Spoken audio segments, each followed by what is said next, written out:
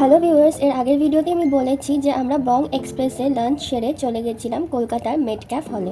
এটার লোকেশনটা হচ্ছে স্ট্যান্ড রোডের ওপর মিলেনিয়াম পার্ক আর রিভার ক্রুজের ঠিক অপোজিটে।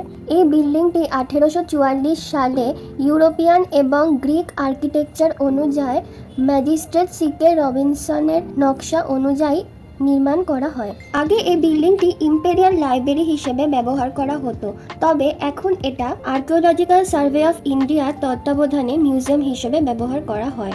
এখানে প্রাচীন কলকাতার ঐতিহ্য যেমন হাতে টানা রিক্সা, কুমোরটুলি, প্রতিমা গড়ার দৃশ্য, বিখ্যাত বাংলা সিনেমার পোস্টার ও বাঙালি সংস্কৃতির নানা দিক খুব সুন্দরভাবে তুলে ধরা হয়েছে।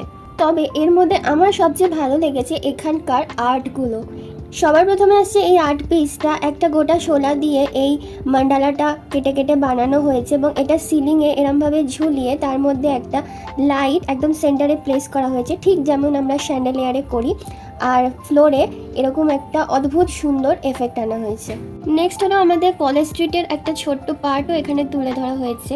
নেক্সট এই আর্ট পিসটা আমার বেশ পছন্দ হয়েছিল। নিচে নৌকা আর ওপরে এরকম কাপড়ের মাধ্যমে ঢেউ বানিয়ে একটা সুন্দর আর্ট এফেক্ট তৈরি করা হয়েছে। তারপর আর একটা ঘর ছিল যেখানে আমাদের বিখ্যাত রাইটার এবং চিত্রশিল্পীদের কিছু কাজ তুলে ধরা হয়েছিল, আর তখনকার ব্যবহৃত একটি টাইপরাইটারও এখানে প্রদর্শন করা হয়েছে। আর এখানে জানলা দিয়ে উঁকি মারলেই তোমরা দেখতে পাবে হুগলি নদী রাস্তার ঠিক ওই পারে। তো মেটকা ফল থেকে বেরোতে বেরোতে আমাদের বিকেল হয়ে গেছিলো, তো আমরা রাস্তা ক্রস করে ওই পারে গিয়ে একটু হুগলি নদীর ধারে বসেছিলাম। কলকাতা শহরের ব্যস্ত জীবন থেকে বেরিয়ে এসে এই নদীর ধারে শান্ত পরিবেশে বসে বেশ ভালো লাগছিল। আর এখান থেকে আমরা হাওড়া ব্রিজেরও একটা খুব সুন্দর ভিউ পেয়েছিলাম।